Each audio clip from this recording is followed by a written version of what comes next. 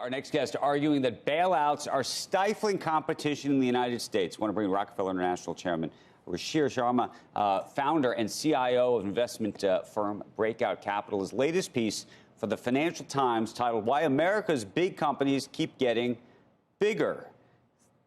Let's talk about this. So why you think the bailouts for the banks are the ones that are rescuing and creating this competitive problem across the landscape? Yeah, Andrew, I think that this is a pattern, which is that if you look at America, that after every rescue that America has done over the last couple of decades, the big have gotten bigger. And this is a natural fallout, I think, of the fact that when you have a lot of government intervention, you're helping the incumbents, you're helping the entrenched remain in place. And also, I think the other underappreciated point is that the cost of regulation is going up a lot, and that's making it harder for new startups to come up. So parallel to this graph of the big getting bigger is that the number of startups is going down, in fact. So I think that what's going on here is a pincer effect where the concentration at the top is increasing, where people are buying more and more of the same companies in a way, and therefore the top 5 companies in America today by market value are over 20%, as you know, of the market cap. Let me ask you this.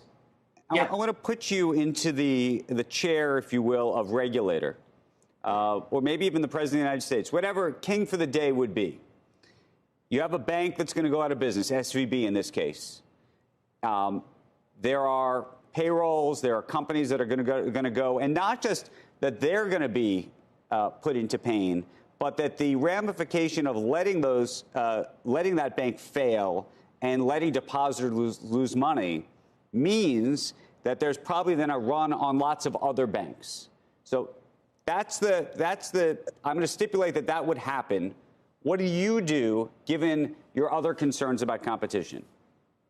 Well, I think in each individual case, it seems justifiable, right? So even in this case, it seems perfectly justified the way you're presenting it, that what choice do we have but to bail it out? And my point is that each time we do that, we are setting up an even bigger risk-taking culture, which is leading to more and more concentration of risk. So yes, in this case too, it's very hard to sort of make the case, if you're a regulator, as you're putting me in that chair, to like say, oh, we should do absolutely nothing.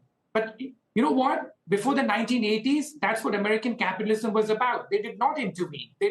Even the 1960s and 70s, they did not intervene. The rescue culture, the bailout culture, really started first with the Continental Illinois Bank bailout in the early 1980s, and then you had the SNL bailouts.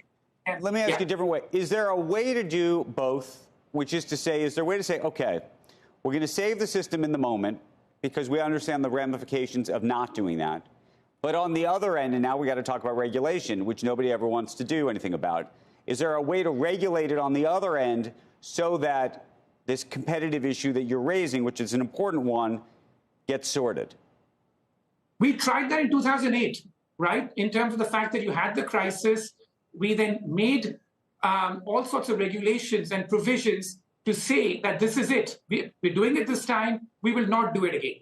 And then here we are in 2019. I think, people don't know enough about this. You have the entire repo market crisis where the Feds made to intervene. Then you now have this crisis. So the entire problem is this, that the size of global financial markets today has become 5 times larger than the size of the underlying economy.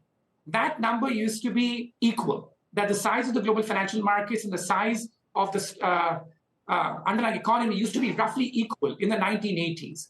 So now that the financial markets have become so big, every time there's the slightest wobble in the financial markets, we think it's going to bring the entire house of cards down. And so therefore, we justify each intervention.